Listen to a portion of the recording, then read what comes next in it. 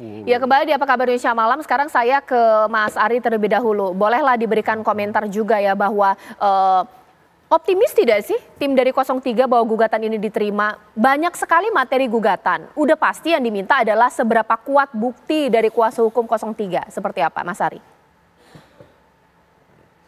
Ya, kami sangat optimis sekali ya, Mbak. Ini gugatan kami akan diterima dan petitum kami juga akan diterima karena memang pelanggaran itu akan kami buktikan bahwa itu nyata terjadi ya, pelanggaran-pelanggaran.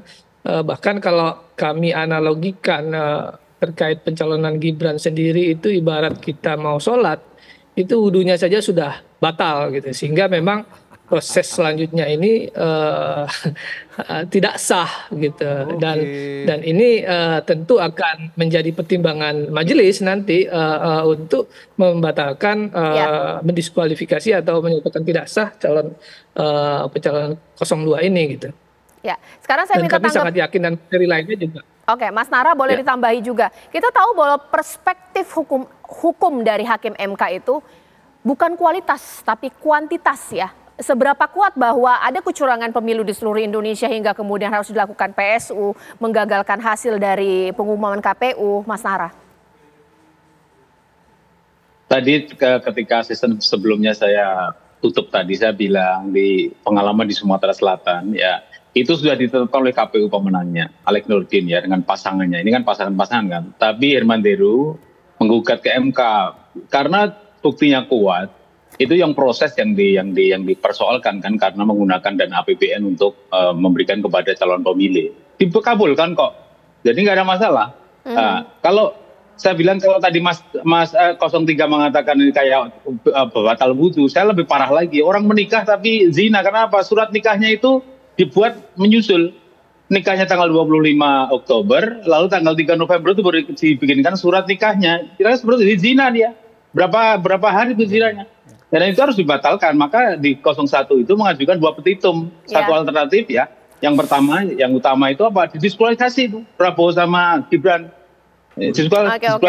Diskualifikasi. Tapi yang kedua alternatifnya adalah kalau nggak bisa didiskualifikasi, maka khususnya Gibran harus dicopot dari pasangan Prabowo Gibran. Jadi boleh PSU, tapi yang mengikuti hanya Prabowo. Tapi yang pertama, petitum yang pertama adalah bahwa kami meminta untuk didiskualifikasi keduanya pasangan. Tapi kalau nggak bisa dengan kedua, ya udah Prabowo saja ikut pemilu tapi Gibran tidak. Ini bentuk pertanggungjawaban kepada publik karena kita ingin menjaga demokratis. Janganlah zina ini diteruskan. Sampai nggak sanggup saya ulang pencontohannya bagaimana? Silakan Mas Habib. Darahnya galak banget. Dalam hukum itu kita terlarang untuk menerapkan yang namanya analogi. Nggak boleh. Karena kasus hukum semua punya hal yang spesifik. Yang kedua, kita diminta sangat berhati-hati dalam melakukan komparasi. Gradasi komparasi itu harus sempurna. Jadi hal ihwal yang disebutkan berulang kali oleh teman-teman ya, Mas Nara dan kawan-kawan dalam membandingkan pilkada. Sebelum adanya Undang-Undang 7 tahun 2017 dengan Pilpres. Setelah adanya Undang-Undang 7 tahun 2017.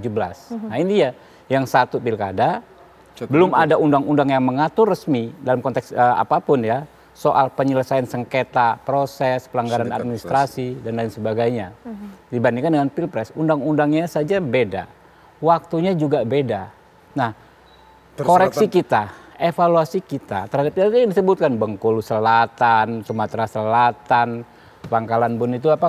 Kota Waringin Barat. Itulah praktek awal refinding. Hakim menemukan yang namanya TSM dan lain sebagainya di saat belum ada aturannya di pilkada maupun di Pilpres. Nah, ketika kita menyusun undang-undang pemilu, dibuatlah aturan yang detail, dibikin kanal-kanal, kamar-kamar. Kalau pelanggaran administrasi ke Bawaslu dengan melapor atau temuan. Kalau sengketa proses dengan mensubmit terhadap SK yang diterbitkan kayak pencawapresan Gibran. Kalau PHPU ke MKRI. Jadi kalau dikatakan ada presiden, bukan presiden karena nggak apple to apple. Hal yang berbeda dalam konteks undang-undang maupun waktunya gitu loh. Sehingga balik lagi, aksiologi hukum kita itu adalah kepastian hukum yang adil. 28D konstitusi kita. Artinya hukum harus pasti, hukum harus adil, hukum harus pasti. nggak bisa kita ngarang-ngarang. Ketika kita sudah sempurnakan regulasinya, ya kan ya itulah yang kita pakai. Sekarang di mana letak kekosongan hukum? Hal ihwal yang dikeluhkan paslon 1, paslon 3, semuanya ada kalau mau dipersoalkan lewat pelanggaran administrasi, lewat sengketa proses, semuanya ada gitu loh. Nggak ada kekosongan hukum. Waktu pilkada waktu itu nggak ada, memang terjadi kekosongan hukum, nggak ada yang bisa memproses TSM waktu itu. Maka ada refinding Prof Mahfud dan kawan-kawan waktu itu. Oke, nanti saat lagi Bang Margarito boleh ditambahkan, ini kira-kira kuat tidak kuasa hukum dari 02 ini ibaratnya diberondong dari serangan gugatan dari masing-masing kuasa hukum 01 dan juga 03. Dan kita juga tahu di 03 sendiri ya ada Mahfud MD ini seperti sesaat lagi di Apa Kabar Indonesia Malam.